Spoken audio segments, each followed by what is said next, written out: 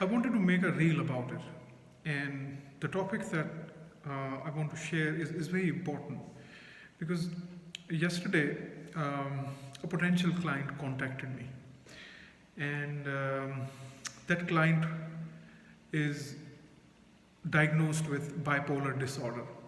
And let me tell you, I'm not a psychologist, I'm not a psychotherapist, and I'm not a mental health practitioner from the perspective of diagnosis. So, diagnosis is not my domain.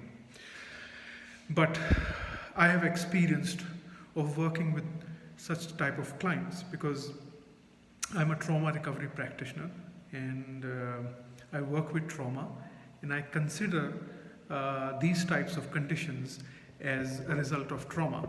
So that's why it's very important. And what I've learned, so those who are going through this kind of condition, which is known as bipolar disorder, because what happens in this kind of condition, the analogy that I want to give you is that water without the container. Because what most people who are diagnosed with bipolar are going through, wild mood swings. You see, one minute they are angry and the other minute they are sort of depressed and sad, etc., etc. So in a nutshell, this is what a person who has bipolar disorder going through huge extremes of mood swing, pendulum swings of different emotions. And what I've learned from my own experience is that, as I was trying to give you an analogy, is that consider these emotions as water. You see, what will happen if there is no container for the water? The water will flow into the direction where the surface is sort of not uneven, so it will move towards that. So it is like that, because what happens that most of the people who have this kind of complaint, they have kind of a childhood where their emotions were not contained or they were not mirrored, that how they can contain their emotions. It's like if the water has no container, it will flow to the direction where it is most inclined towards. So, and when this condition gets worse, that therefore they call it bipolar. So, and that's what happens. So those who are going through this condition, they need to remember this analogy that they need a container. The word of container is very important. And who is that container? You are that container because you contain all those mood swings. So I think it's a very helpful practice for you to develop the kind of presence that your caregivers weren't able to give you when you were small. So, the practice that I want you to do is that whenever you have that kind of a mood swing, you need to stay centered. You see, you need to allow that emotion to move away, into these directions, and then you create this presence. So, this is not an alternative to any kind of medicine. I'm not that, medical person. I'm just give you this disclaimer. So you can practice with that because these emotion needs container. They need to be contained, and it's like, communicating and practicing with yourself that you can contain those emotions. These emotions are not something that will make you feel drunk. We feel drunk about these emotions, and then we feel so depleted and drained. So these emotions need container. So coming back to the practice. So practice that you are a container and these emotions are like water. And imagine that you are the container and you are broadening this container as these emotions are going wild, you see.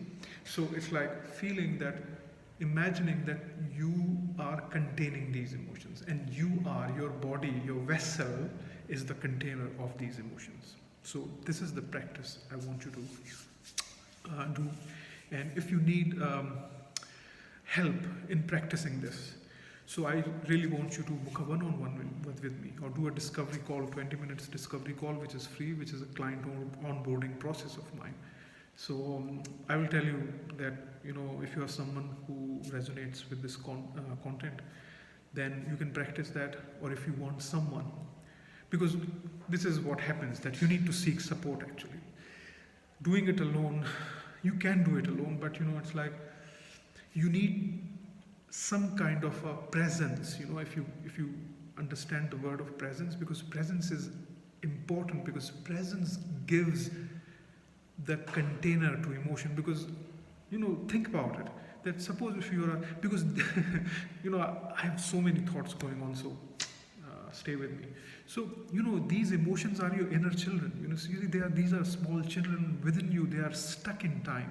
So suppose if you are 3 years old and you are throwing tantrum, and your father was never able to give you presence, contain that anger, because caregivers can contain emotions like a pot. It can contain that kind of an emotion with their presence. So presence is the container, and emotions are to be contained in the presence. So if your father was not able to, I'm giving just an example, was not able to contain the emotions by giving the correct form of presence to it, and which looks like, okay, I see you are angry, I can really see you are angry. What I'm doing, I'm trying to mirror, or the parent can mirror the child, that you are angry, and this is a form of containment. So the child gets to know that, okay, I'm angry, this is an emotion I'm recognizing, because my father's saying to me that this is anger. You see? So this is how you learn to contain emotion. But what happens when there is no container? When nobody is there to tell you what kind of emotional swing or whatever phase you are going through, you feel that destabilization. And if the environment that you lived in was so out of place, it's like it's like the chaos in the ocean, the storm in the ocean, kind of a feeling, then you most probably have lost your center, the presence, because there was nobody else in your external environment to make you feel grounded within yourself. And that's probably, in my understanding, in my working with people, that's what creates this kind of condition among people. So look, I'm not saying that this is a treatment. I don't provide treatment, just to tell you. It's because, that's why I so hate about medicalization of trauma. Because the way medicalization works, and this is, my sort of, I was also in public health. So it's like, if you want to challenge me, you can. But I've spent almost a decade with doctors, with people who are working on that. And, I'm coming from that lens. So it's like, so stay with me and listen to me if you don't like it. Because this is what I've understood, that trauma has been medicalized, and we think that there is a treatment for it, something, and we can fix it.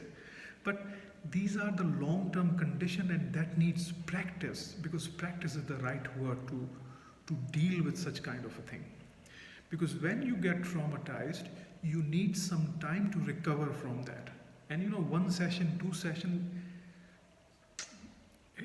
it can create a difference. It can sort of give you some sort of things to work with, but really to rewire your connection, because it is also neurological rewiring actually. Trauma recovery work is basically retraining your mind to behave in a different way, the way that you haven't learned, because your mind cannot contain these conditions, because the emotions get out of control, because the way mind interprets your condition. And that's why doing this work is so important. And if you're someone who want to work with me, text me, DM me, book a discovery call which is free for 20 minutes. We can discuss and what can be the best way to approach if you are going through these conditions. Because for me, it's very important to pursue emotions work. Because as society, we are so programmed to make emotions our enemy. Because every training, our education system, entire education system, I believe that actually even the philosophy sort of denies that emotions have any sort of relevance in the world of human beings. But I think that I have a different opinion, and I have a feeling that emotions are the guidance system. So, it's a different discussion, but that's the point I wanted to make. I hope it serves you.